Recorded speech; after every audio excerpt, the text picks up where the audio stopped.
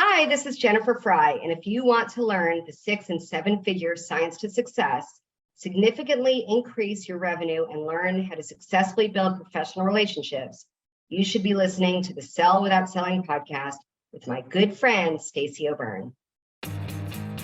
If you're ready to get out of your own way to follow the 7-figure science of success, then welcome to Sell Without Selling.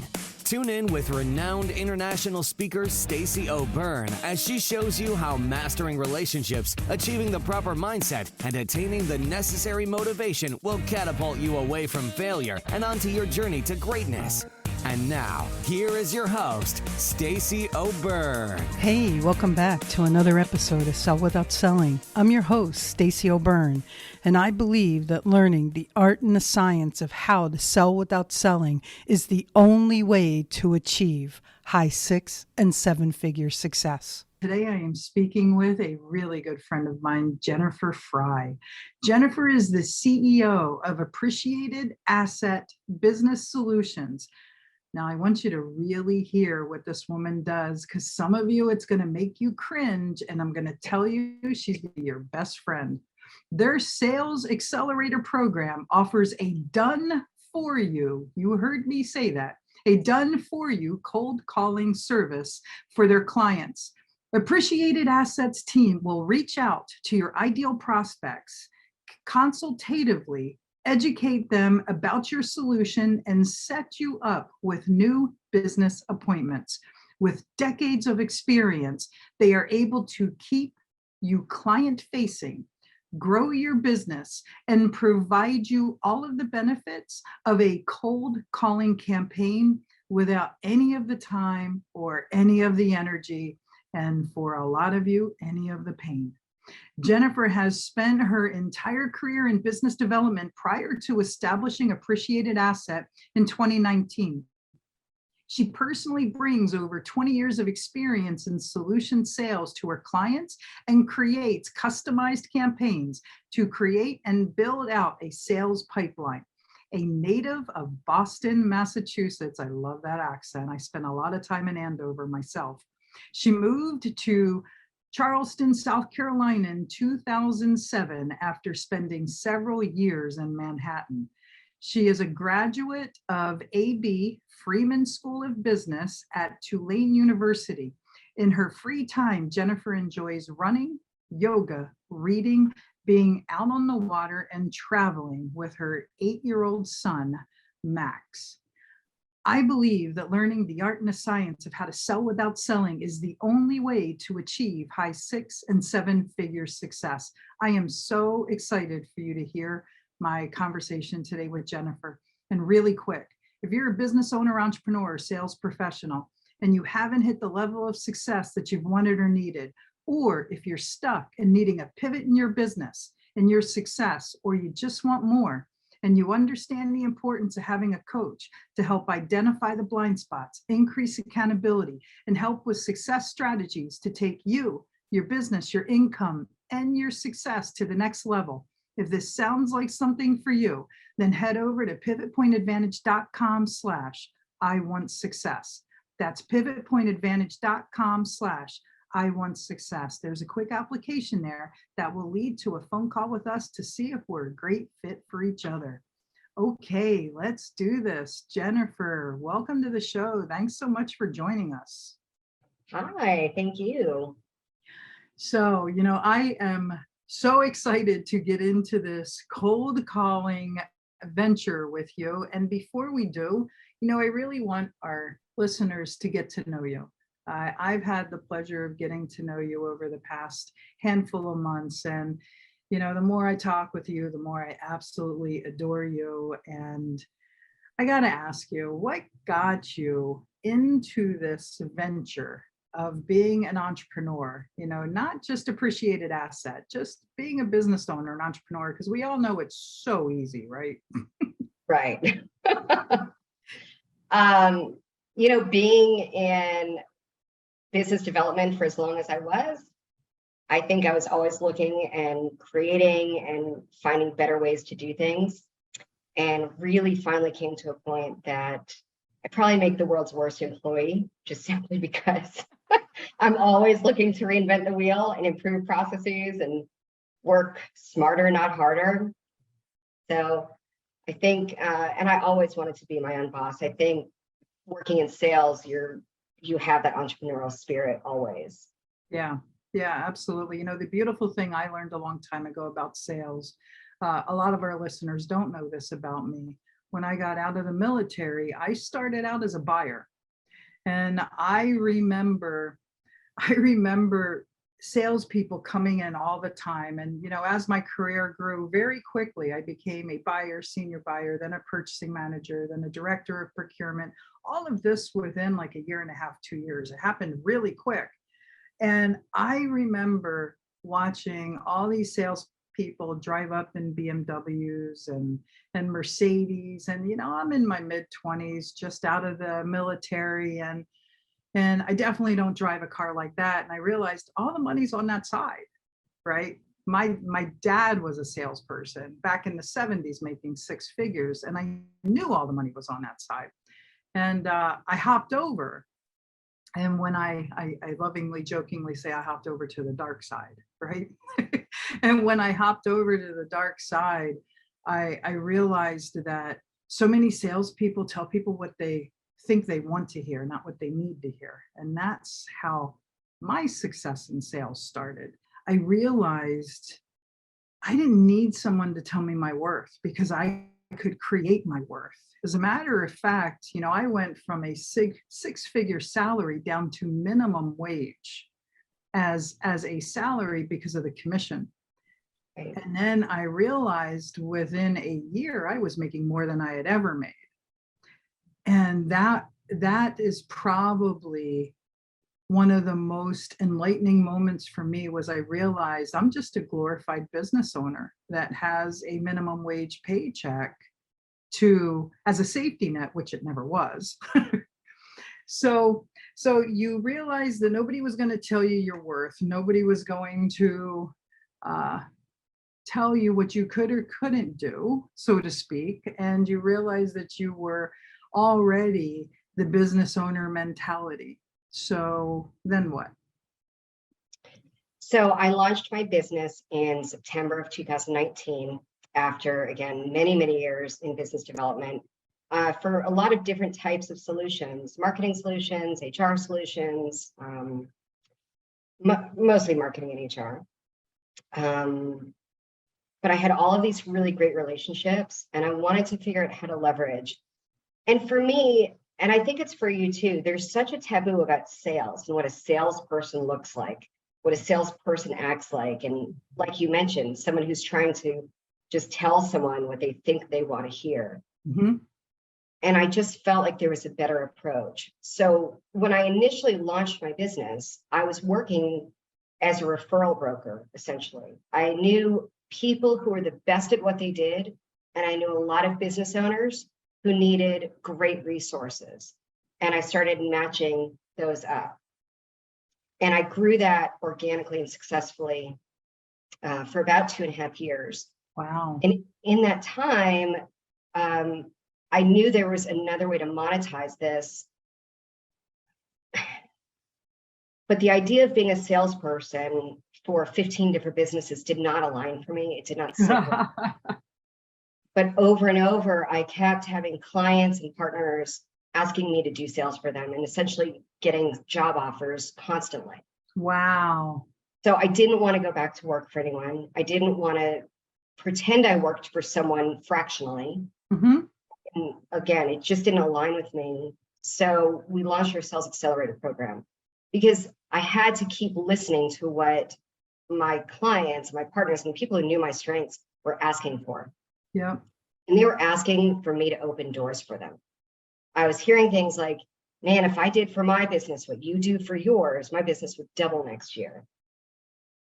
And I thought about it. And I'm kind of one of those cocktail napkin business plan people. I don't spend long. I reached out to clients. It really hit me at 11:30 on a Thursday night. Yeah. I'm just going to have them give me a list of the people they want to meet with. I'm going to reach out, set up appointments for them to meet with them, and then let them take it from there. And I'm going to charge them this to do that. Mm-hmm. So the next morning I reached out and I had 4 clients before lunch. Wow. And it just has grown since then every single month. Yeah. Yeah. I was a solopreneur. Within 6 months, brought on my first employee, and now I have a full team to support our client delivery. That's phenomenal. So you're coming up on your 3-year anniversary. 4 years. Did I say 2019? It's 2018. Apologize. 2018. No, Yeah. that's okay. So your Yeah. 4-year almost happy anniversary.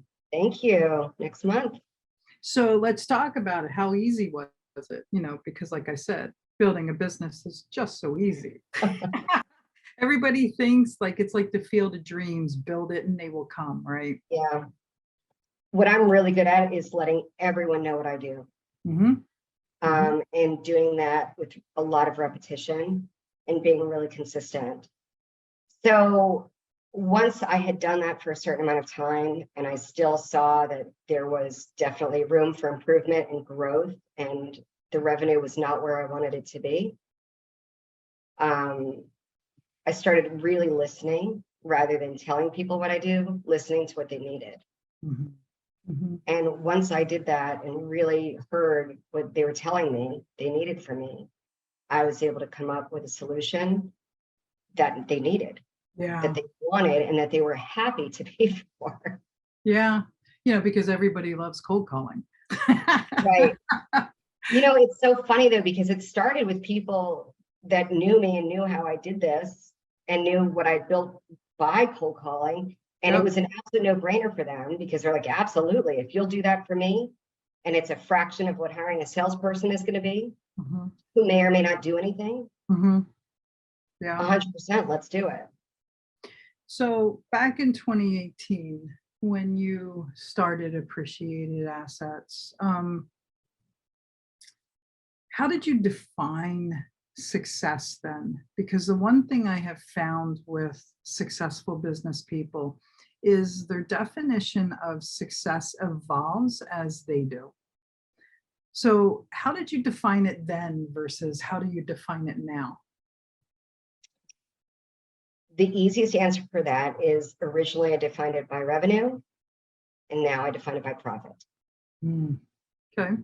But what I realized, the metrics that go into those definitions are also things like client retention, results, a great, loyal, and hardworking, dedicated staff and team. Yeah.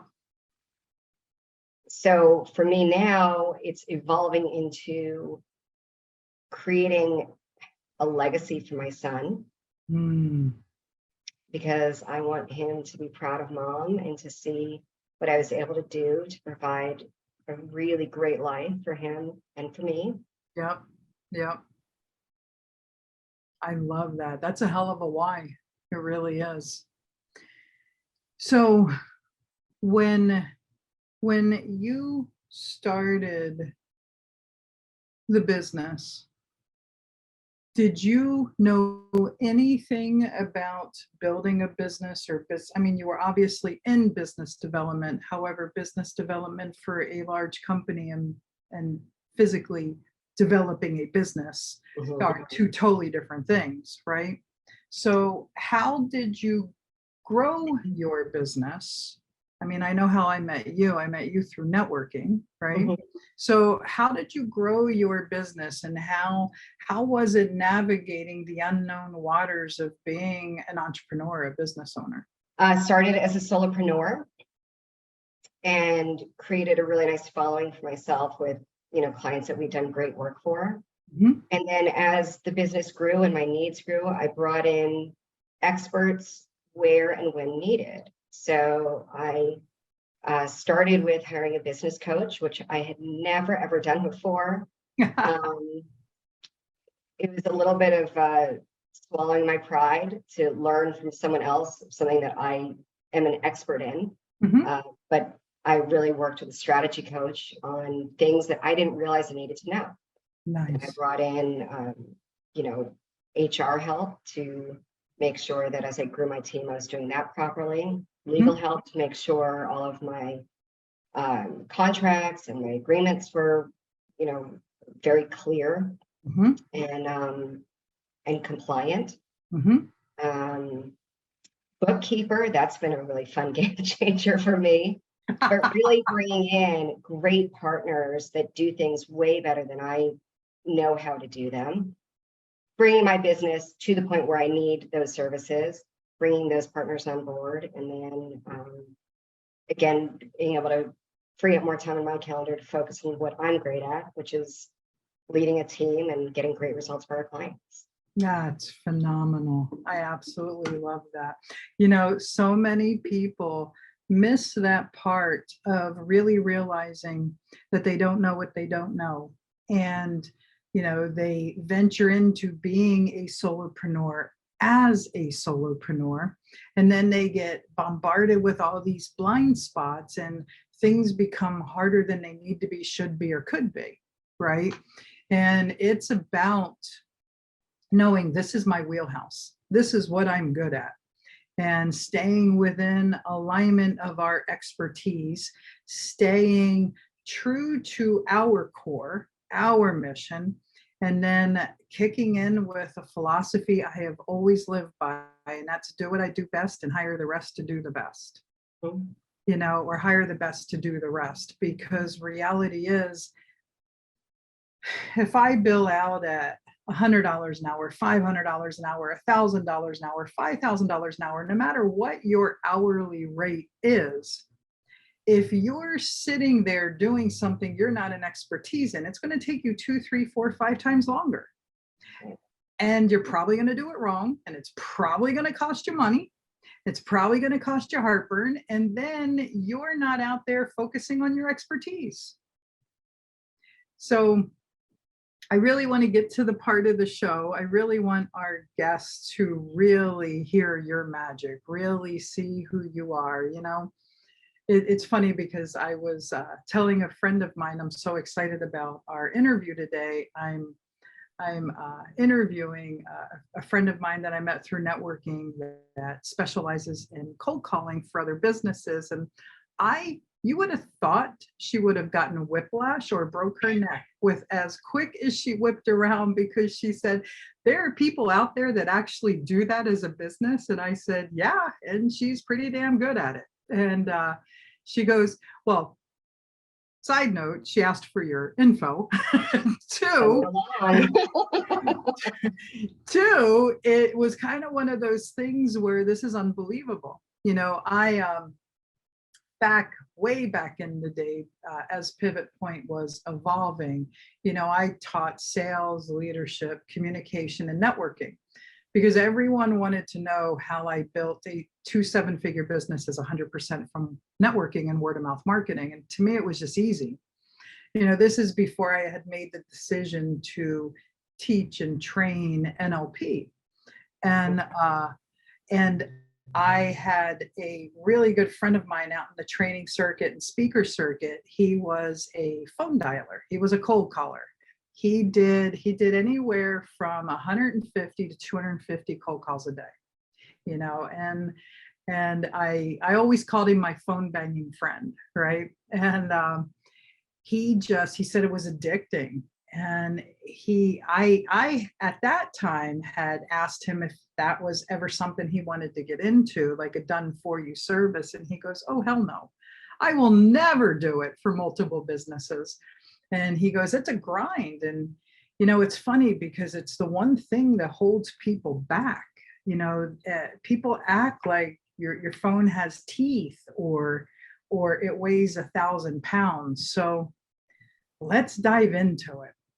Cold calling, done for you cold calling. Before we completely go down that route, why do you think so many struggle with picking up that phone, even if it's not a cold call, if it's a follow-up? Why do so many people struggle with that outbound extension? Well, I think it comes down to fear of rejection. And I think that so much of it is wrapped up in the unknown of someone else's reaction. And that's what it comes to. And the thing is, we make a lot of cold calls. Yeah. not everyone is pleasant to us. It's better us than you, right? But, you know, the motto that I have with my team is that hurt people hurt people. I have that same motto with my son also, because someone who's good with themselves is never going to be rude to you and never going to be unkind. There's really no need for it. So if someone is unkind to you, it has zero to do with who you are. Yeah. And that took me decades to learn in my personal and professional life, to be honest. Right? Yeah. But the way someone treats you has nothing to do with you. It's a reflection of them, you know. Right. I want to rewind a little bit before you go. I want to rewind just a little bit. You said it has to do with fear of rejection. You know, so many people create and project this unnecessary future. I'll just call it anxiety on an event that hasn't happened yet, right? And all they do is they write a story and create a negative outcome. That's all they're doing. And because people will say, well, I'm afraid they're going to yell at me. Well, the last person that you just talked to, did they yell at you on the phone? And they're like, no. Number two, I'm afraid they're going to hang up on me. So the last person you called, did they hang up on you? No. So what's the point? What's the purpose of putting something out there that hasn't happened yet? And it really has to do with their programming, their wiring, the itty bitty shitty committee, right? And, you know, we've been in sales a long time. I mean, I've been selling for probably a little over 25 years. And as I had said in the beginning, when I went down that rabbit hole of how my career started, I never felt like I sold, because I just delivered what people needed. And still, that mindset that's needed to do that, to be okay with the reception or lack thereof on the other end. And I love how you're making that visualization about them, that hurt people hurt, or that it's not about you, because it isn't. It isn't. It's a sheer reflection of them. So I didn't mean to interrupt you. I was just so excited that you brought that up. So go ahead. Yeah. No, I mean, it's the brain's way of protecting ourselves, right? Yeah, Of keeping ourselves safe. I read once about how it's that caveman brain, that your fear of the woolly mammoth is the same as your fear of being hung up. Like your body, you think you're going to die. Yep. Trust me, I've had plenty of people hang up on me. I haven't died once. It's just, you're going to survive it. Mm-hmm. But if you come at it with a heart of service, and you know that you have a solution that individual needs to know about, and you feel convicted about that, yeah, it is absolutely your duty to reach out and to let people know about who you are and what you're doing. Mm-hmm. So that's what we do. We really work with vetted solutions and businesses that have really great solutions. And then we make sure we get those solutions in front of their dream clients. You know, those 50 clients that you know, man, if I was in front of these guys, I know I've got on the right fit for them. Yeah. But you're not going to pick up the phone 50 times a day and another 4 days. No one's got time for that while you're also running the rest of your business. Mm-hmm. Or even as a salesperson, because I've been that salesperson before in an organization where I'm responsible for prospecting, outreach, appointment setting, handling the appointments, proposals, follow-up, close, onboarding, and oftentimes in a lot of small businesses, account management as well. Okay, I'm exhausted now. That's easily 3 full-time jobs. Yep. And in small businesses, most salespeople are responsible for all of those things. Yeah. Yeah. So looking at just the sheer nature of the fear of cold calling, you know, like I had said earlier, do what we do best and hire the best to do the rest, right? I agree with you. We all have a bandwidth. We all have our expertise. We all have our deliverable. We all have our purpose, our mission, and our vision. And when we are when we are diluting our focus, we're diluting our impact, right? So, you shouldn't be doing your own bookkeeping. You shouldn't be doing your own taxes. You shouldn't be doing your own coaching. You shouldn't be, or at least coaching yourself. You shouldn't be doing your own sales and your own operations and your management. You should be really either hiring as far as an employee standpoint or a fractional standpoint or a contractor standpoint. And it's really about aligning with the right people for the right reasons, right?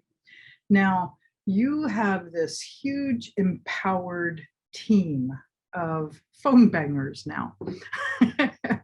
And how do you take people from that fear of making that call to actually owning themselves and it being business, it just being a matter of fact, it being effortless? I mean, when I hire people, I hire really highly qualified, typically in team members with a really strong customer service background and account management background. Because frankly, I'm not really interested in teaching someone how to pick up a phone. Yeah. I want to explain the why to my team for each of the solutions that we work with, why it's so important, and train them on how getting this solution in the hands of those prospects will be a game changer for them. Yeah. And then once we're able to do that and connect the why, the rest of it falls into place very naturally. It does. It does. So why do you think so many salespeople fail at selling? I think poor training. I think there's a lot of times not a connection with the why. Salespeople in general, we have quotas, we have goals we've got to reach. And I remember there was a long time where I felt like I was only as good as my last month. Yeah. I had managers tell me that flat out.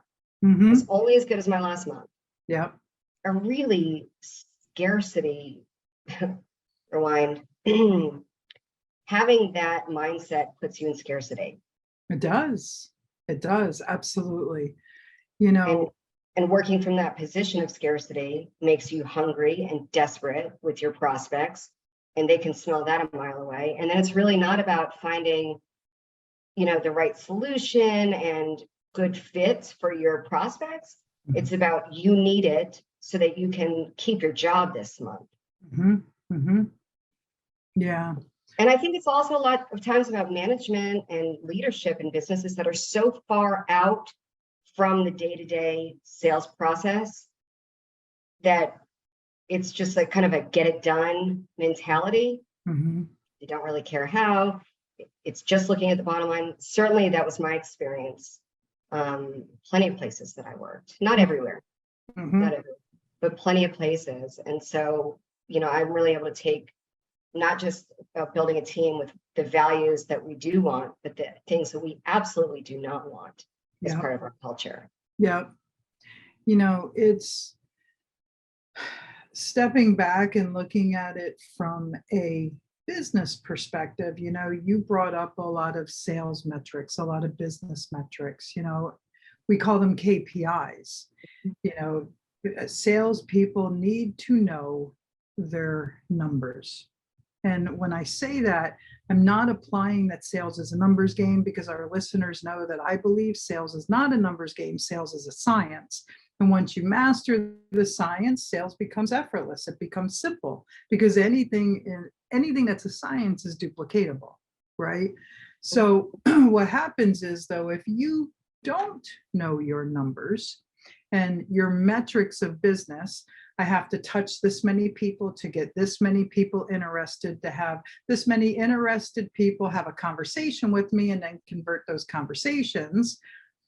When you know those metrics, the do that you get to do to create that pipeline. I think when it comes to small business people, when it comes to the entrepreneurial mindset, the independent sales professional, success is a stop go journey with them, because they prospect really hard. They get business and clients, and then they stop, and then they service said business and clients, and then they run out of clients, and then they repeat the cycle. And this is why I love what you do, because it keeps the pipeline going so that you don't have that start, stop, because momentum, inertia takes time. You and I were talking before we started recording the show, and it's a 3 to 4 month journey to get a pipeline to the point to where business is happening. That's a standard metric across the board, whether it's marketing or lead generation or prospecting. And reality is, if you're stop, start, why do you think you're only busy like once a quarter? Yeah.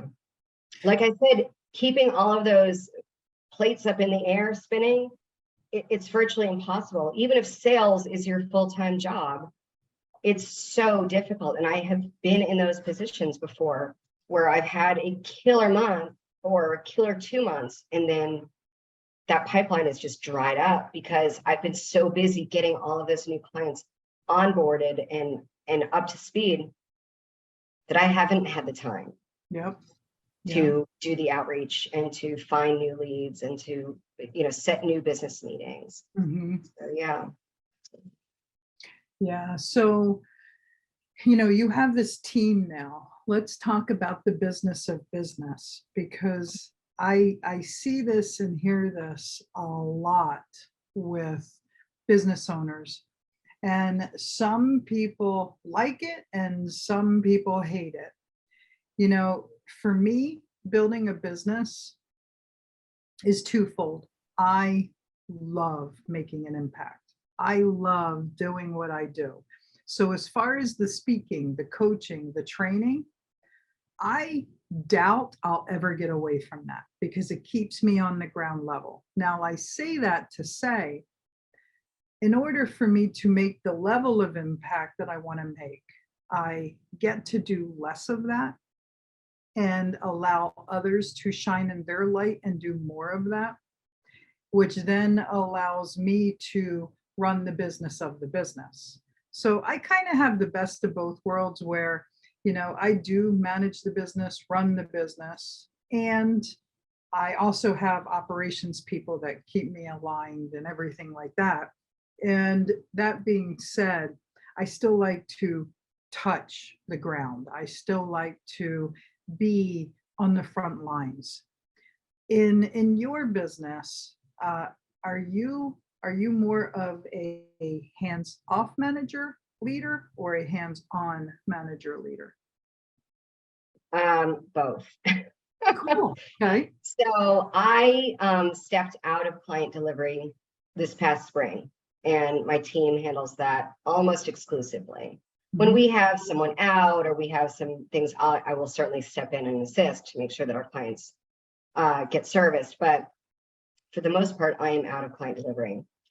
And the part that I'm still very hands-on with is the messaging and the onboarding with our clients. Yep. As well as the client communication.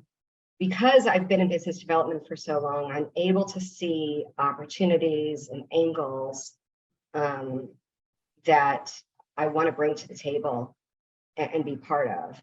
Nice. And I have an amazing management team, and they are certainly, becoming leaders in the organization. But for right now, in our growth, I'm still part of that process. Nice. I think probably a year from now, I'll probably be stepping further out from that. But I'll tell you what, I love what you said about the impact, because I really came to that last fall where I was loaded up with clients.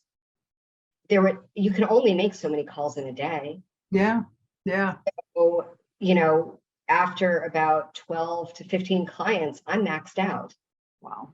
And I realized that in order to expand my impact and be able to help more people, I had to bring on a team.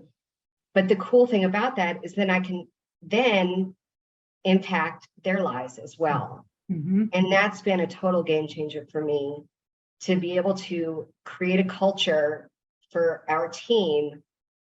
Like I said earlier, that's everything that I haven't had before, with some of the good stuff too, but really making sure that, we are all sharing the why as to why we're doing this, but the opportunity to give my team financial independence. For the most part, at this time in my growth, for the most part, I have a team of mostly women and mostly working moms. And as a working mom myself, I feel that when we have options, we have power. Nice. And I really want to be able to provide that for as many women as I can. And really, for that to be a goal, I need to give you a number. So let me work on that and come back to you. I love that. I know the coach in you is going to say, tell me the number. So I don't have that. But I've loved really realizing what I'm doing for their lives as well, and giving them place to grow their career. I love that you've built a mission-driven message behind your brand. I really do. I had remembered that as you were saying it, I had recalled you telling me that in the beginning when we had first met. And I think it just finally registered that really is a mission-driven message. Stay-at-home moms, working moms, they have a responsibility, and they still have a fire in their belly, right? They still want to accomplish things and are capable of accomplishing things, and have taken on an additional responsibility to raising a little human being. And to be able to be that role model, to show our children this can be done. You can have a family, you can have work-life harmony, you can have success, you can be responsible for taking care of yourself. It's a beautiful message to give, and the fact that you've created a platform to host that's just beautiful. So thank you for doing that. Well, the reason I named my business Appreciated Asset is because I knew that I was going to create a place where every client, every team member, and every dollar through the door would be appreciated and valued. Nice. So that's what we really work to do every single day. I love that.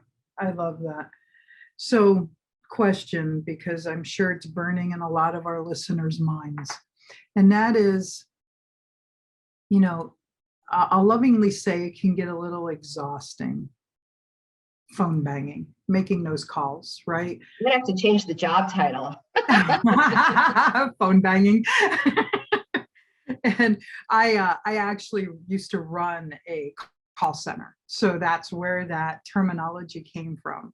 We'd have 30 people in a bullpen, and it was just smile and dial back in the days where they had a little mirror on your computer to make sure that you were smiling because it's felt on the other side. You remember those days, right? Yeah. So I think probably one of the hardest things to do is to stay driven, stay motivated, stay inspired after rejection, after rejection, after rejection. So how does your team stay motivated when they get hit with that? Because there's got to be a wall at some period. Yeah, I mean, you certainly have rough days. I don't know if it's the moon is in Mercury retrograde. I don't know. Right. Yeah, there's tough days. I think part of it is just the way our schedule works, in that we work with several clients per day. So you're able to pivot to different focuses. After you complete, delivery for one client, we can move on to the next. Mm-hmm. So that helps. But again, without being redundant, it's really just going back to the why. And each client has their own why. And then we as a collective have our own why. Mm-hmm. And So I really try to work when I do hear that a team member has, had a rough day or really been beat up on the phone that day. Or there's some days where you're just like a professional voicemail leaver, right? And it's like, what is this for? Yeah. That's where the persistence in our delivery and our service comes into play. Because I tell people this all the time. If you're going to just pick up the phone and make 50 calls today and you're never going to do it again, don't even bother. Don't waste your time. Yeah. You might as well just throw those couple hours out the window, because it's rare to get a call back. And it's really in that persistence of reaching out consistently, professionally, but consistently till you get those doors open. Yeah. And sometimes we, hit it big for a client that we got 0 calls booked one day. The next day it's 4 calls are booked. Yeah. That happens. And it's just kind of staying on it and coming at it with the same enthusiasm every day. Yeah. Hitting call number 200 with the same enthusiasm that you hit call number 1. That's amazing. Yeah, I like the adjective you used, professionally. There are cold calling services out there that I'll lovingly say, or people who maybe shouldn't be cold calling to represent themselves, where you can hear the frustration, the angst, the anger, the whatever's charging them at that moment. You can hear it on the call. And the script, right? You can hear the script. Yeah, I am far from a fan of scripts. I believe that people get to know a guided rhythm. However, the human relationship is dynamic, and a script is never going to service a relationship. It's like when you call the 1-800 corporate screw you numbers and you get put over to wherever call center you're at anywhere in the world, and they always started off with, "I'm so happy you've called me." And it's like, well, I'm not. I haven't had internet for 3 hours, and I've been on hold for 7 hours, and they're like, "Oh, I completely understand your situation." And it's like, no, you don't. You have internet. I don't. So I say that because a lot of times scripts are really inappropriate, and someone on the phone has to be empowered to receive that conversation so that they can embrace the dynamics of it. Yeah, that's why my team, they're really not in sales. They're in education. Yep. Yeah, I love that. They are not here to sell our clients' prospects anything. They are here to simply educate them, enlighten them about a solution that we know that they need to know about. Yep. And we want to tell them why. And we're going to do it with messaging points. Obviously, there's, value propositions and success metrics that we want to include. But if we are reading off a script like this, that comes across so blatantly for any educated human on the other side of the phone. Yeah. And I, joke that we're kind of the anti-lead generation company. We don't have call centers. We don't have headsets. There's no robotic scripts. And I don't hire people that need to be trained that aren't able to think critically. I don't want people to read those scripts. I want them to call and have great conversations with those prospects. I think you just hit a bunch of nails on the head simultaneously. Several things.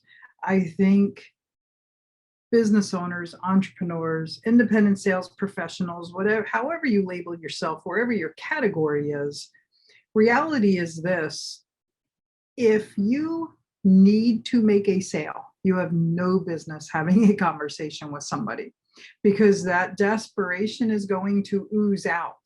And that prevents you from being the educator.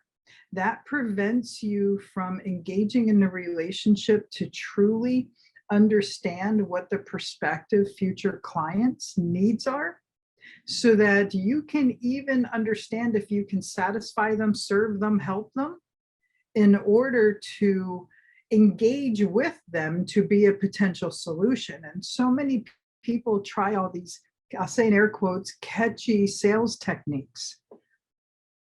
People don't want to be sold. People want to make a decision. People want to buy. People want to matter. People want to be cared about, right?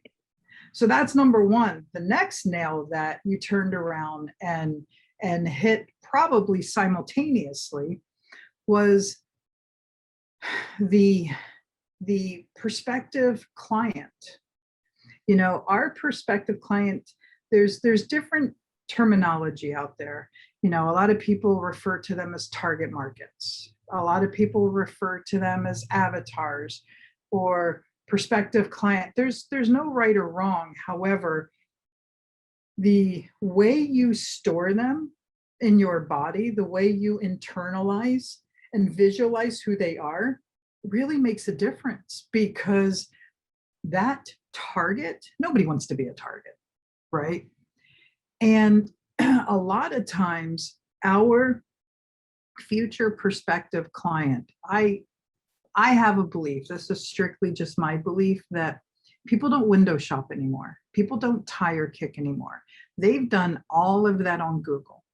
They have a need, want, and desire for a product, service, and solution.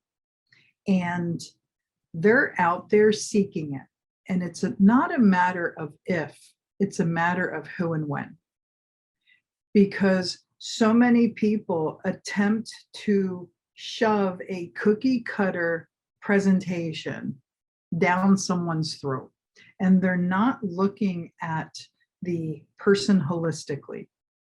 And when it comes to, I'll say in air quotes, selling, you're really just educating and serving. And so many people fail to look at it from that perspective because they're not understanding the client's needs, wants, desires, pain points.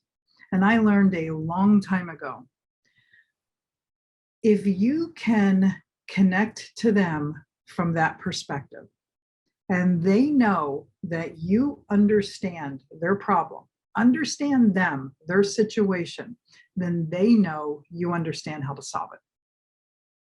And so many people just go from, you have this, I have this, and I'm going to shove this down your throat. And that's what makes sales a numbers game. Well, and the other thing, kind of riffing on what you just said, is sometimes there is a timeline involved where, you know, your prospect, your potential client may know that you have a great solution, but they have other priorities going on right now. They have a kid who just went off to college. They're going to Europe for a month, or their calendar is loaded up till Thanksgiving. So if that's the case, really, again, it goes back to being from a heart of service. I want to work with my clients in the timeline that makes sense for them, not for me.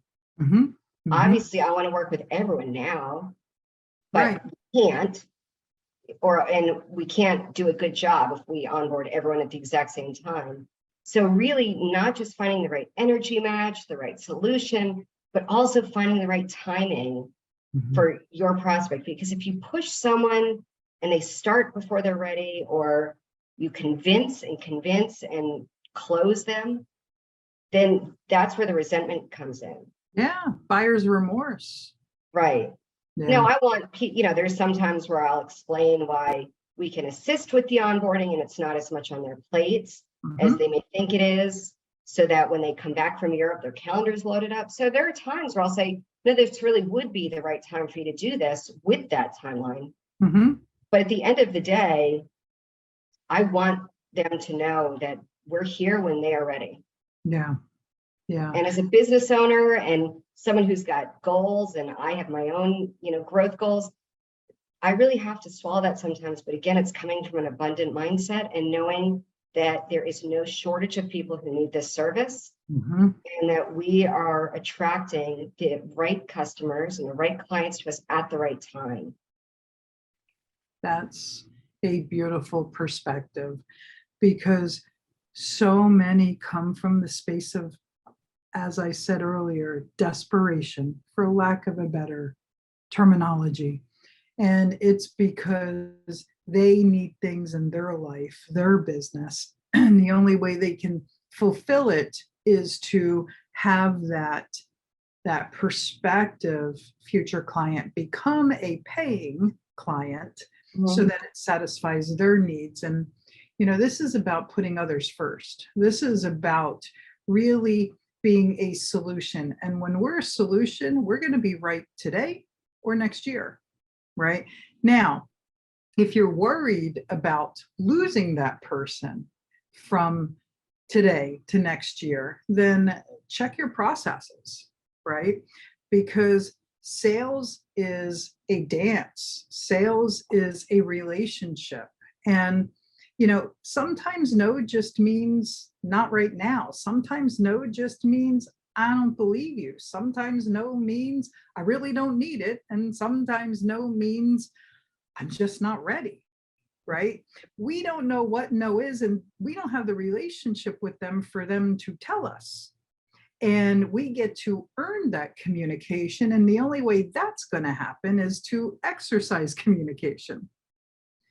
And people take no as a rejection. And albeit it's a complete sentence, it doesn't mean it has to be rejection. Yeah, I mean, my automatic follow-up to a no, and whether this is when we're doing our client delivery or this is for our own business, someone says no, I want to know, is that a not now or is that a no forever? And so I will simply say, yeah, is there an ideal time of year for me to follow up with you, for me to circle back with you? Yeah. And sometimes someone says no, and you think they're going to say yeah next year, and they say yeah in a month. Like, well, that's not no. Right. That's just not yet. Right. Yeah. I mean, I'm a working mom. I will blink, it'll be next month. Like, right. I mean, I remember when my daughter was born, and she's going to be 22 next month. And it's like, where did the time go? Absolutely. So I'm curious, when it comes to cold calling specifically, what do you think is more important, mindset or skill set?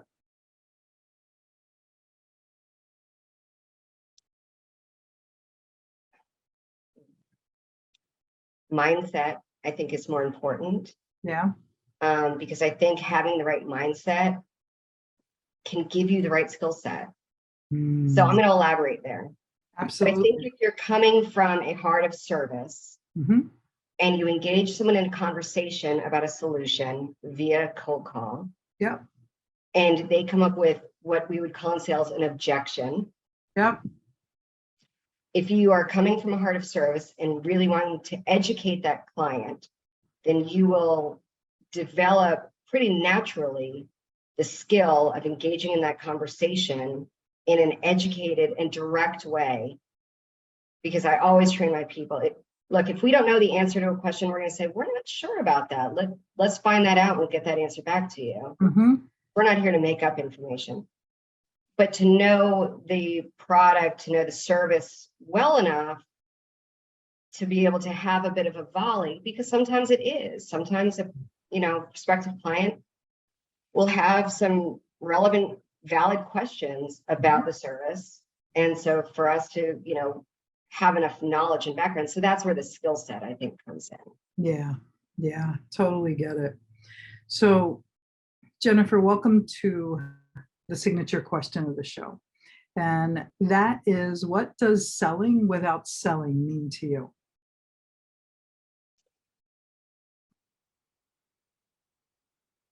Selling without selling, I think, is about finding the right energy match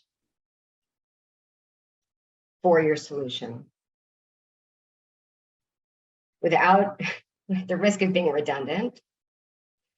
selling without selling is coming from a heart of service and knowing that you have the right solution. And rather than selling, educating. Yeah. Tell people about what you have. It is your duty to do that. Yeah. If you have something that's valuable. Yeah. And if you don't feel that way, then you are not working with the right service, the right product, the right company. Yeah. Get out of your head, get into your heart. And the only way you can do that is to make sure that you're showing up with the right intention, the right programming, the right mindset, just being on the right platform. That's it. I love that answer. Thank you.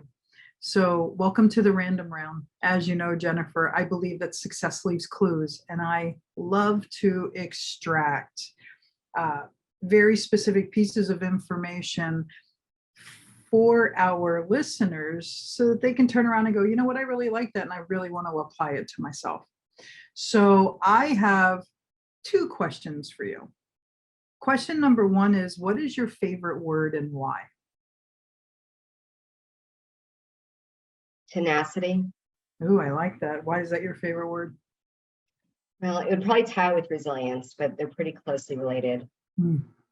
Tenacity, because building a business is really not about doing something once and then that works and you're done. Right. Yeah. It's about consistently learning, putting processes in place, being willing to upgrade and grow, and being tenacious enough to not give up when you hit a bump in the road. Yeah. And rather really focus on those breadcrumbs of evidence that what you are doing is working. I love that. I love that. Thank you for that. Now, my last random round question for you. I know that you're a mom to a very energetic 8-year-old boy, and you are building an incredibly mission-driven business. How do you decompress? How do you recharge? Because I do know you're a type A personality. Can you tell? Just a little. Just a little. I mean, come on, Manhattan, Boston. You have that whole East Coast thing. That's why we connected so well. I mean, I grew up in Philly. Right. And now I'm just laid back in California. Doesn't mean I'm still not type A. So to decompress, I journal a lot. That's something I really recently started doing and really love the power of journaling, but I do it with prompts. I'm really not a free writer kind of person. So I'll think of questions to ask myself, write those down throughout the day. And then when I have time, I'll answer those questions in my journal. I read voraciously. I love business development books. I love personal development books, business profiles. I read my first novel this summer in probably 5 years. I challenged myself to actually do something without the outcome being something that was going to be productive. So I read a novel. I love yoga. I love running. I love really independent physical activity because then I'm competing against myself. And I think that was another really big thing for me. This is a rabbit hole, edit it out. But I think that was another big thing for me, is letting go of what anyone else was doing. Because comparison and competitiveness with other people, it's really just scarcity. It does not matter what anyone else is doing. You don't know what's inside, what's going on behind the closed doors there. Yep. Just doing the best you can do, becoming the best version of yourself over and over and over again. Yep. And always asking yourself, one of my favorite questions is, what does the next level version of me look like? I love that question. So a lot of times with my decompression, that's actually, I use that time for journaling and really thinking about those things, because I think where your thoughts go, that's where your actions go. I love that. I started journaling a while ago, and at the end, so I journal in the morning for gratitude purposes. And then I Mhm. journal, and then I journal at the end of the evening for learning purposes. And my journaling in the evening, it kind of looks like, what did I do really good today? What could I have done even better today? And what will I do differently tomorrow? And then I always love to end both my morning journaling and my evening journaling with what could be better than this, because that to me is the next level. Because I believe that I design my life, and I design a life that I love to live. And if I continue to invite myself to explore what could possibly be better than that, life just truly keeps getting better. And it's phenomenal. I love that. I'm going to do, I'll tell you a gratitude practice that I just recently started incorporating to really kind of level up my gratitude journal in the morning is when I list the things I'm grateful for, listing why. Yep. Because it really connects you. I Does. guess, yeah. And it's been a real game changer for me because it's not just rattling things off, Yeah. but really taking the time to connect to why. Yep. And that really grounds it in. I love that. Yeah. When people do the gratitude list, and look, however your journal is just right for you. I just want to share a piece of information of the brain. When people write a gratitude list, they can become detached to it. The neurological definition of it is dissociated, right? When you write why, it associates you with the gratitude and then connects your neurology to it. And that's why you get that invigoration. That's why you get so connected with it, because of that why. Can I ask you, do you do a certain amount of items per day, or do you do like a certain amount of time? So I typically journal, excuse me. I typically journal 15 minutes in the morning. I seem to hit anywhere between 10 to 15 items. Depends on the depth of my why. I won't journal any longer than 30 minutes because I have found that when I write, I can go on forever, right? When I type, not so much. And then as far as the evening, it's about a 15-minute, 20-minute decompression. So total, I'd say out the door, it's somewhere between 30 and 40 minutes, throughout the whole day. And what it does for me is, it's just amazing. I love it. So Jennifer, I truly appreciate you coming on the show. I know how busy you are and what your days look like. If our listeners want to find you, follow you, connect with you, reach out to you, how can they do that?